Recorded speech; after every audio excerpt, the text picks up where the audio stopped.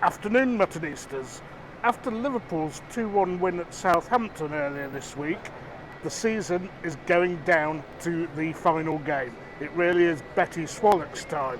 So join me for a little match day preview of Manchester City against Aston Villa, whilst Liverpool are playing at home to Wolves to decide the 21-22 Premier League trophy.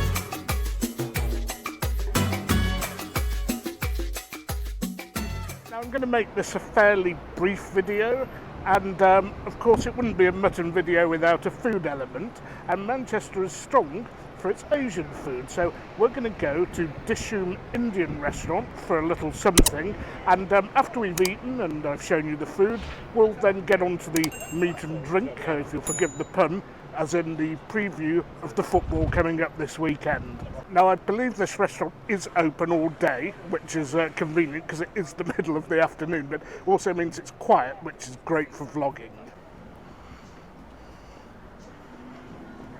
So the building itself is set out as some sort of old colonial design place, and I think this used to be a bank or a courthouse or something that's been converted into a restaurant. The fans on the ceiling are very, very Indian and colonial. The clock, the partitions, the wooden panelling. So as you can see, this is an absolutely enormous restaurant. I've no idea what the capacity is, but the last time I dined here, I dined in this enormous room, which was what made me think it might have been a bank in the past, but obviously not so. Metal spoons, metal water cups, very, very Indian. Okay, so apparently the building used to be a Freemasons hall, so I got it completely wrong. And there are 3 restaurants in this complex, but the building just got too big for it. Now, they do brew their own IPA. They have quite a few restaurants in the UK. One here, one in Birmingham, a few in London, not quite sure where else. But they were out of that. But they did recommend instead the Road Soda New England Pale Ale. So we'll see how that goes and see whether it goes well with my lunch.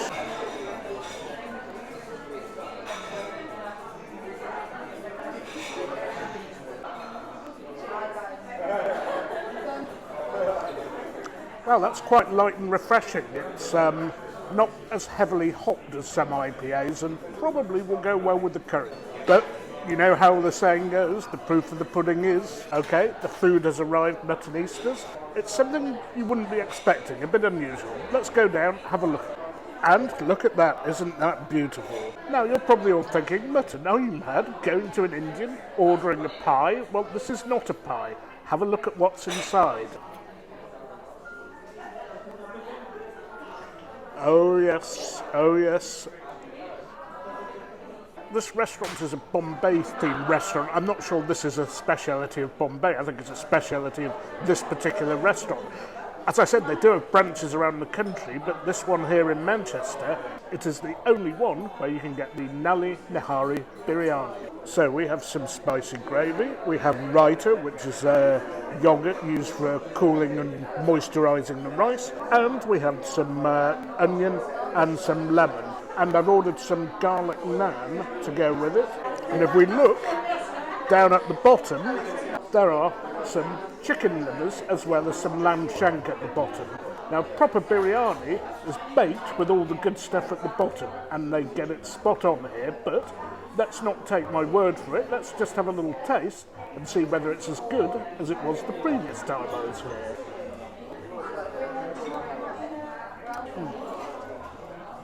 Wow, that is exactly the way it should be. The rice has infused all the flavours and the spices.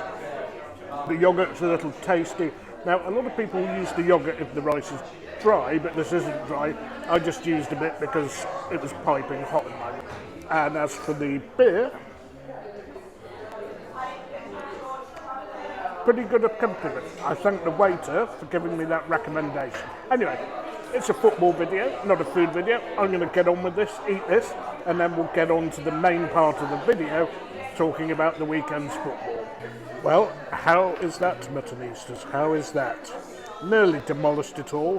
One often hears the phrase a meal in itself bandied about, but this really is a meal in itself, and I'd say the naan was possibly superfluous. I couldn't quite finish it all having ordered the naan, and I'm quite a big eater, so if you come here, I'd recommend, if you're on your own, just the biryani by itself. And as for the cost and the bill, well, it's a city centre place. It isn't going to be cheap, but it's not so expensive either.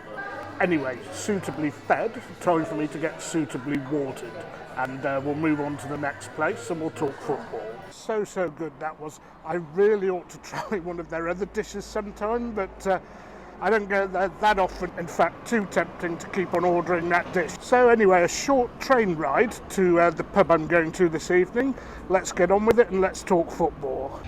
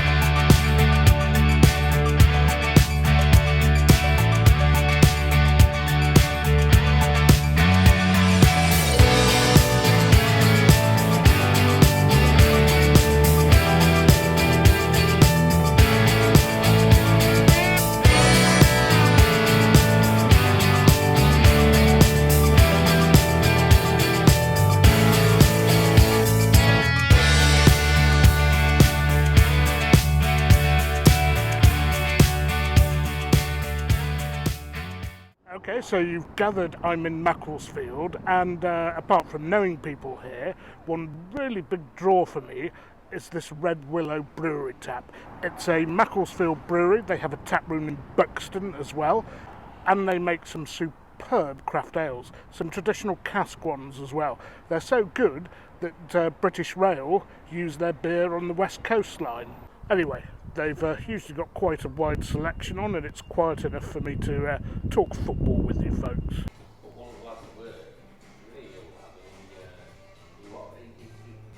So I'm settled in. Lovely, hoppy, fruity little number this is.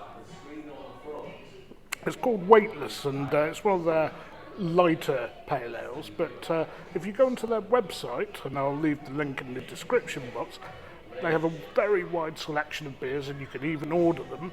I think only in the UK, but I'm not sure about that. Now, as for Sunday, it should really be plain sailing, although City do have a bit of an injury crisis at the moment. I'm not sure whether Laporte is at full steam. He doesn't like playing Laporte and Ake because they're both left footers. I sort of understand that, but then again I don't. Now Villa hardly have any injuries at all. Of their usual starting 11, Konza at the back is the only one who's really crocked, and whilst there's the odd player with a knock, I suspect their strongest lineup will be available if they want it. And Villa do indeed have business at both ends of the table. At the time of filming, they still have to play Burnley, who are in a relegation fight, and then of course City, who are in a title fight.